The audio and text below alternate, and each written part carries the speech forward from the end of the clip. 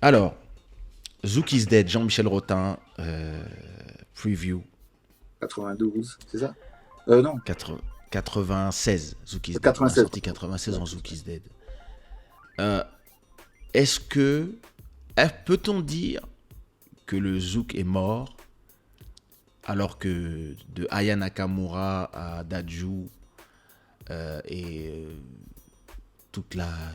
Toute la enfin, une- la kizomba d'aujourd'hui est très fortement influencée par le zouk d'hier. Le compas d'aujourd'hui a aussi des influences du zouk et de la kizomba. Enfin, toutes ces musiques de toute façon s'influencent. Et d'une certaine façon, c'est un peu la roue qui tourne tranquillement et qui reviendra aussi dans un sens. C'est-à-dire, on passe un moment de l'électronique, puis on revient à l'organique, puis on revient à l'électronique. Et puis chaque génération redécouvre des choses.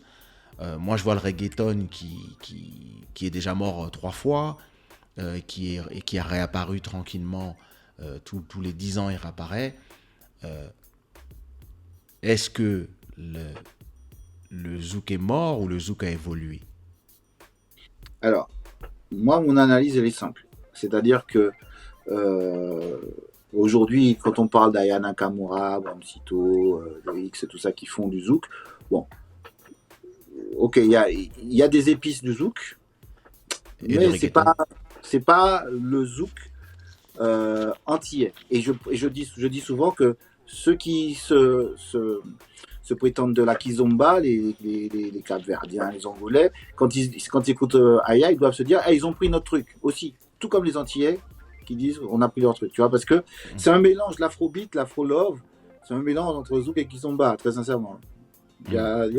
C'est ma vision quand j'entends le côté dépouillé, tu vois, de Ouais. la kizomba dans le truc, enfin bon. Moi, je vais te dire un truc. Un commerce, enfin un secteur commercial qui n'a Mhm. plus de producteurs, il meurt. C'est-à-dire que voilà, si à un moment donné, dans la région, en Champagne, ben, il n'y a plus de producteurs de champagne, ben, le business du champagne est mort. Il n'y a plus personne pour le faire. Quoi. Voilà. Mhm. S'il n'y a plus de quoi faire, ben, il n'y a plus de champagne français. Ok, bon, ben, nous, c'est pareil. Il n'y a plus de producteurs de zouk. Il n'y a plus de Mhm. producteurs de zouk, plus d'équipes Des gens de. qui sont prêts à prendre les risques Voilà. financiers. Déjà, quand on était ensemble à l'époque de Section Zouk, on n'avait qu'une seule chose à faire. Bon, c'est vrai, il ne faut pas non plus pleurer sur les évolutions technologiques au niveau du système, mais nous, ce qu'on avait à faire simplement, c'est livrer un master à une boîte qui s'occupait de tout le reste. Et nous, La mise on en s'occupait, marché. voilà, et nous, on s'occupait de la création et d'être beau gosse sur scène, de faire le travail sur scène. Tu vois. Mhm. Aujourd'hui, les artistes sont livrés à eux-mêmes. Moi, je suis au quotidien ingénieur du son. Je vois souvent des artistes qui viennent avec 2 francs 6 sous, avec de l'argent qu'ils ont pris un peu sur le loyer, sur les couches des enfants, pour venir essayer de faire. Et je sais très bien que ça va se planter. Parce qu'il faut une équipe, il faut, une, il faut un rouleau compresseur qui puisse faire ce travail de mise en place. C'est-à-dire que euh, à l'époque, euh, ben, le Ah, Harold, il faisait Captain son job. Joe, quand il voit son téléphone vibrer et qu'il voit Harold Saint-Gamalon, il décroche. Mhm. Mais quand il voit un numéro inconnu, il décroche pas, en fait. Tu vois, à un moment donné, ça fonctionne comme ça. Et donc, il n'y a plus de producteurs. Il y a plus beaucoup de grands musiciens qui sont restés. Ils ont tous abandonné. Ils sont tous allés faire autre chose. Ils se sont mis dans l'immobilier ou dans la musique traditionnelle, dans le jazz. Mhm. Les défenseurs du zouk, il n'y en a plus. À l'époque, quand on partait en tournée, on remplissait l'arrière d'un avion en nombre d'artistes, sans compter les artistes locaux. Et puis on se croisait sur les scènes là-bas. Et ça, c'était juste pendant 2 mois pendant les vacances. Mais tout le reste de l'année, on tournait tout le temps. Moi, je pense qu'il n'y a même pas un tube par an aujourd'hui, depuis des années. Depuis des années, en zouk, il n'y a plus de tube. Oh non, enfin, c'est fou. Il y a un morceau qui peut fonctionner en une année, un seul. Quand je dis qu'il va fonctionner, c'est à l'échelle de ce que nous on a connu, c'est-à-dire fonctionner Martinique, Guadeloupe, Guyane, Paris, tu vois, et qui va rester dans les années, qui va devenir un classique. Il y a peut-être un morceau par an depuis une dizaine d'années. Enfin, peut-être pas. Moi, j'ai commencé à constater ça en 2015, où l'année est passée, j'ai dit, ah, il n'y a pas de tube cette année. 2016, pareil, tu vois. Tu vois ce que je veux te dire. c'est dingue. Donc oui, le zouk est mort. Pas l'amour du zouk, pas l'histoire du zouk. Of course not. Mais dans les soirées aujourd'hui, pour casser un zouk, pour casser une soirée, on met du zouk en fait. Alors qu'à l'époque, ce qu'on attendait dans une soirée, ok, on se chauffe sur le dancehall, machin, mais ce qu'on attend, c'est quand le DJ va lâcher la session de zouk et Pour qu'on aller va voir nos pouvoir, victimes. voilà, tu vois. Maintenant, moi je vais plus en soirée parce que si c'est pour m'entendre de l'électro, du bouillon, du dancehall, du machin pendant 6-7 heures d'affilée, et puis c'est à 5 heures du matin qu'ils nous mettent du zouk pour fermer la boîte, tu vois, c'est fatigant. Donc oui, il y a eu un désamour, il y a eu un... Je suis pas toujours d'accord pour dire que le zouk d'aujourd'hui c'est de la merde, parce que je trouve qu'on a des meilleurs chanteurs qu'à l'époque. Enfin, depuis quelques années, on a développé un certain nombre de super interprètes, tu vois.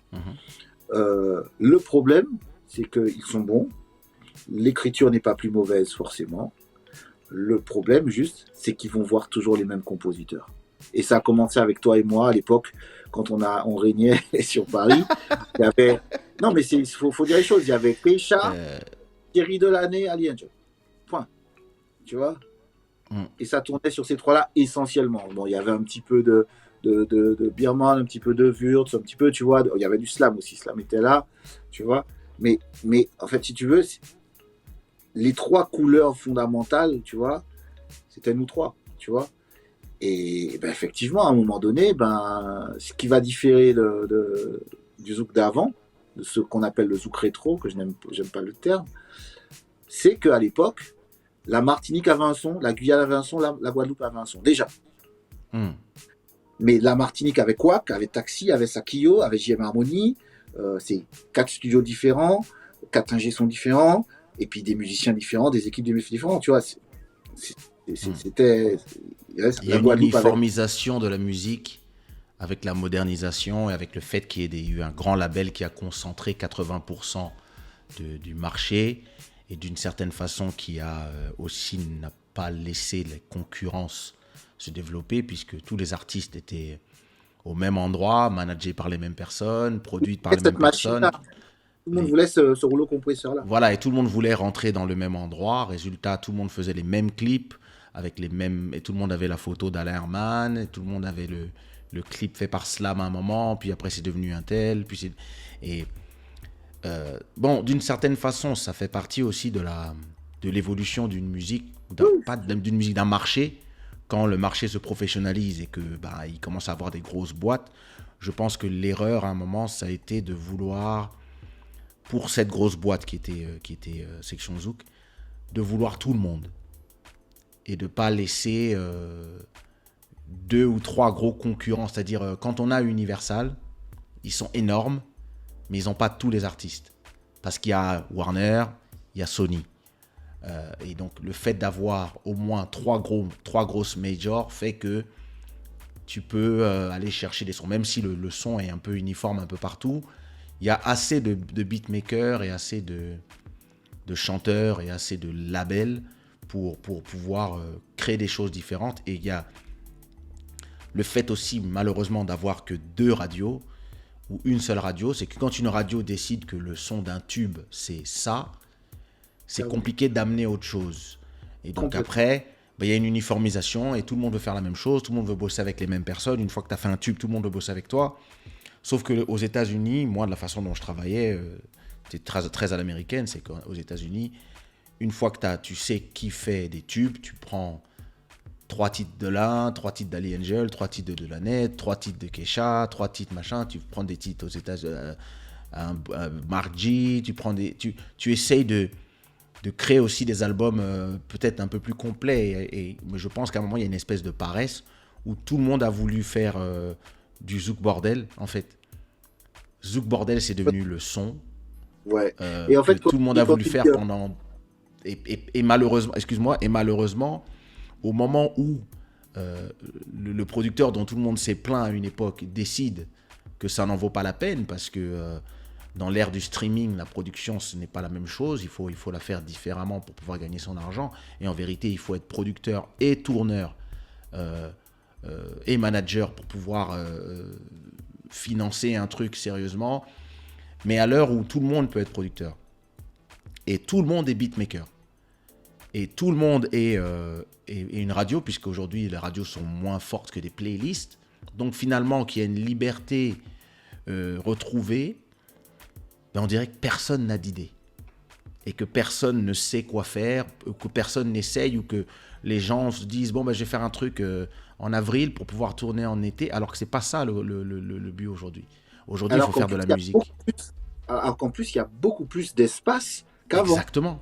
Il y a de Donc, l'espace infini, puisqu'il y a 2 millions de personnes qui ont des téléphones portables et qui ont des comptes Spotify, non, mais même, c'est Apple qu'il y a Music, beaucoup moins Tidal. d'artistes. Il y a beaucoup moins d'artistes, il y a beaucoup moins de tournées, il y a beaucoup de matchs parce qu'il y a plus d'artistes. Ça veut dire il y a de l'espace à prendre. À une époque, on se battait pour être suffisamment tôt, sortir notre truc suffisamment tôt pour que les Mm. radios puissent faire savoir combien de titres ils vont rentrer pour les vacances. Et puis, si tu arrives trop tard, ma playlist, elle est déjà blindée. Aujourd'hui, Ouais. il y a de l'espace, il se passe rien en fait. C'est vraiment, on les compte, hein, les artistes, il n'y en a plus beaucoup. Et sur ça, je rebondis sur moi, ce qui m'est arrivé depuis l'année dernière, justement. Mm. C'est qu'on se rend compte qu'il y a de l'espace, puisque nous, on arrive avec J-Con, avec un truc qui est sans prétention, mais on est des vieux, tu vois. Aujourd'hui, la musique, On est des il vieux. faut être. Non, mais quand je dis ça, c'est qu'effectivement, aujourd'hui, la musique, elle est faite pour les gamins qui sont nés avec un téléphone dans la main. Je veux dire, tu vas pas demander à un quarantenaire de streamer, tu vois, c'est compliqué. Enfin, tu vois le délire en termes Mm. de lui, il aime l'objet, tu vois. Ah ouais, on a Bon, grandi avec ça. voilà. Eux, les gamins, je veux dire, c'est une photo papier, ils connaissent pas. Hein, Un stylo tu sais, plume. non, Ah, mais relique.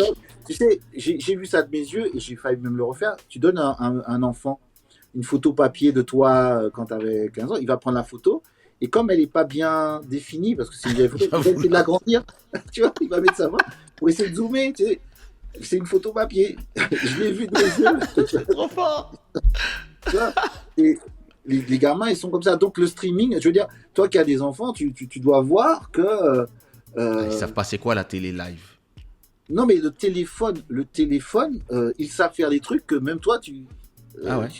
comment Ma, t'as fait ça, ma parce que fille me demande souvent euh, ce qu'elle veut regarder dans son iPad. Parce qu'elle ne sait pas écrire encore, mais elle sait qu'est-ce qu'elle veut regarder. Et parfois, je me demande comment est-ce qu'elle connaît les noms. c'est fou. Comme elle apprend à parler maintenant. Donc, elle va me dire, par exemple, je veux voir mes amis. Je me dis, mais de qui elle parle? Donc, et c'est ma femme qui me dit, non, non, c'est les deux petites Thaïlandaises. Je fais, waouh, ok, Yim Yam TV, elle veut voir Diana. Parfois, elle me sort des nouveaux noms. Donc, je demande à ma femme, c'est qui ça? C'est qui cette nouvelle? Ah, c'est un truc qu'elle a découvert. Elle s'appelle Untel. Je fais, mais comment est-ce qu'elle connaît leur nom? Je peux pas t'expliquer. Mais elle sait exactement ce qu'elle veut regarder. Elle aime regarder des gens jouer à Mario Bros, par exemple. Et donc, elle va te dire, le matin, quand elle prend son petit déjeuner avant d'aller à l'école, elle va te dire, je veux voir Mario. Et quand tu lui dis qu'il n'y a pas d'Internet, elle te demande l'Internet de ton téléphone parce qu'elle sait qu'il y a Internet dans ton téléphone. Et que tu peux pas Non, mais tu peux pas la mitonner.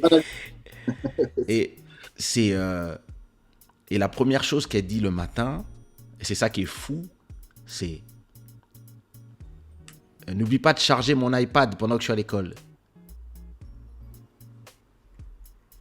non, mais C'est voilà, un autre monde.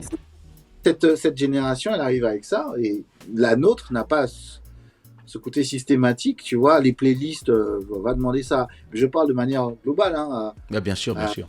Pas pour moi aux qui gens de suis en notre avance. génération, aux gens de notre génération, mais qui sont médecins, banquiers ou ceci, machin, Ouais. là, vie machin. Eux, ils aiment rentrer dans leur voiture, mettre leur CD, écouter leur radio, ou quand ils rentrent chez eux. Je vois, tu Ouais, leur ouais. dis non, non, ce sont des playlists, tu la balances en Comcast sur ta télé, quoi, tu vois, de quoi tu parles, tu vois. Eh ben, nous, mine de rien, avec J-Con, on a sorti un titre, puis deux, puis trois, avec un son complètement live, puisque tout est enregistré en live, un vrai instrument, vrai basse. C'est pas du tout ce qu'on faisait toi et moi. C'est batterie, percussion live, basse live, tout machin. Alors, tout Ah, est ça doit être génial. orchestré et tout est minuté, quoi. Je te ferai écouter le dernier single tout à l'heure et tout. Enfin, je te filerai le lien du clip. Mhm. Ah bah, le truc, il cartonne, mais de ouf. Alors que les chanteurs ne sont pas connus, en fait, si tu veux. La seule qui est connue, c'est notre Tina, quoi. Tina qui est Mhm. là. Mais les autres sont pas connus. Et puis Tina, c'est aussi un petit peu notre génération. Donc, et le truc, il cartonne. Ça veut dire. Et Mais c'est moi, quand normal. je. Bah oui, parce qu'il y a de la place, en fait. C'est que déjà, c'est un Non, truc non nouveau. seulement. Enfin, c'est bizarre parce qu'en même temps, il y a de la place, mais en même temps, il y a des millions d'artistes avec qui on est en compétition finalement aujourd'hui, puisqu'on est en compétition avec le monde. Mais on a aussi accès au monde. C'est-à-dire quelqu'un qui aime le zouk va écouter, la possibilité d'écouter non seulement ce qui est nouveau, mais aussi tout ce qui est ancien et ne doit pas aller sortir de chez lui pour acheter des albums. Et c'est une grosse C'est ça. différence aujourd'hui. Mais Bon, une fois que tu as compris comment fonctionne le marché d'aujourd'hui et que tu as cette liberté de pouvoir faire ce que tu veux finalement. Parce qu'avant, on était obligé de faire des tubes pour pouvoir exister, pour pouvoir aller tourner. Aujourd'hui, tu peux justement dans le streaming, tu as cette liberté de pouvoir jouer de la musique qui te plaît et il n'y a cette pas de liberté problème est quoi. incroyable. Cette liberté, Ah, c'est j'avoue, fantastique. elle est fantastique. Et Après, c'est vrai que transformer ça en métier, c'est un peu plus compliqué quand même à l'arrivée. il faut comprendre il faut juste comprendre comment ça fonctionne aujourd'hui. C'est Mm. plus comme avant. Je l'ai. Et, il Ouais. faut plus, c'est plus ce que c'est avant. Je mettrai les liens dans la description pour les gens Ouais. qui veulent écouter les singles. Et je mettrai aussi les liens pour écouter la longue discographie d'Ali Angel. Mais une fois que tu as compris comment fonctionne le marché, je pense que la vraie problématique des gens, c'est pas forcément une problématique artistique, c'est juste une problématique économique. Les gens ne comprennent pas le marché où ils sont et ils essaient de recréer les habitudes d'il y a 20 ans, d'il y a 30 ans, dans un marché qui est complètement dématérialisé et qui n'a pas les mêmes us et coutumes en fait. Donc les gens veulent Exactement. faire leur titre pour aller tourner aux Antilles, alors qu'aujourd'hui, tu dois faire un titre pour qu'il soit streamé, pour qu'il rentre dans des playlists. Et il y a des playlists. Il y en a des tonnes de playlists qui sont non seulement faites par les plateformes, mais aussi des playlists qui sont faites par les auditeurs. Toi aussi, tu peux créer ta playlist.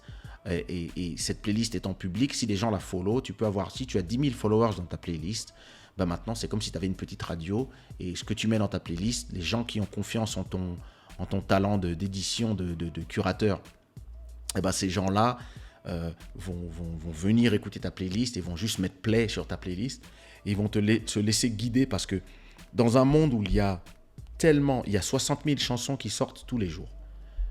Dixit, le patron de Spotify. Il y a 60 000 titres uploadés tous les jours. Donc voilà, le Phénoménal. mur est tombé, il n'y a plus de DA, il n'y a plus rien, donc tout le monde balance. Et donc effectivement, il y a tout type de qualité, mais effectivement, tout le monde peut s'exprimer aujourd'hui, il n'y a plus d'élitisme.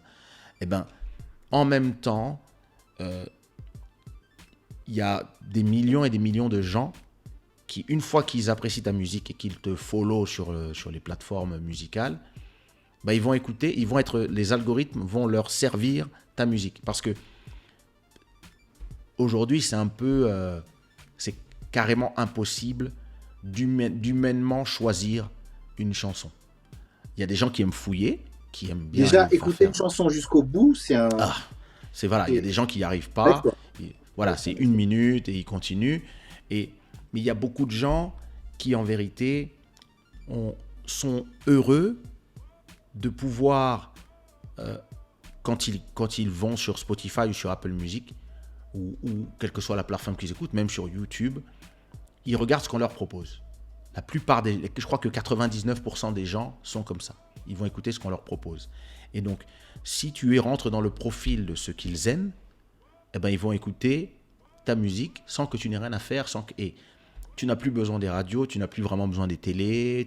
Tant que que les gens qui aiment ta marque savent où te trouver, finalement, tes auditeurs vont être trouvés tout seuls par les algorithmes parce que les algorithmes savent exactement quels sont les goûts des gens qui sont dans leur plateforme puisque qu'ils savent exactement tout ce qu'ils écoutent 24 heures sur 24.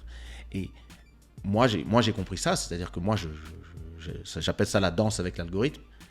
Je sais exactement quel tempo fonctionne pour rentrer dans tel type de public, qu'est-ce qui va là, et je sais aussi quand j'ai envie de faire des sons pour mon plaisir.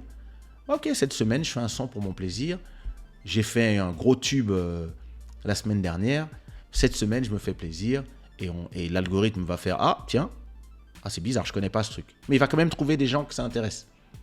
Parce qu'il y a quelqu'un que ça intéresse ailleurs et tu peux en vérité enfin te libérer musicalement. Parce que moi pendant les 20 dernières années,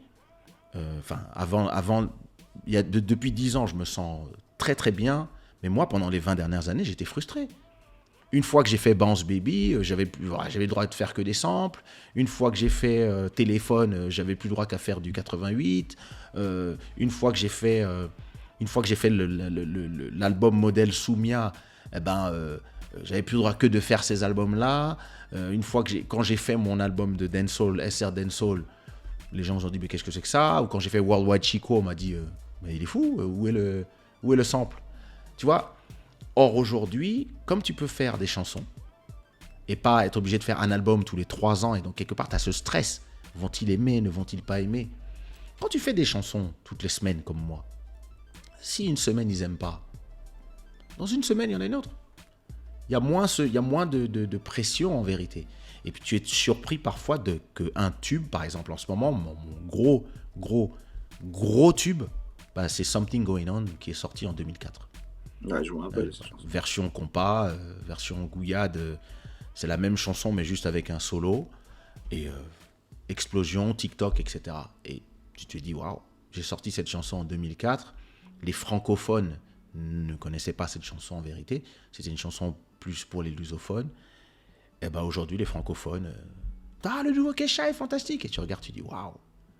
Aujourd'hui on a cette possibilité, on a cette liberté, mais les artistes doivent d'abord sortir du carcan de la production comme ils connaissaient.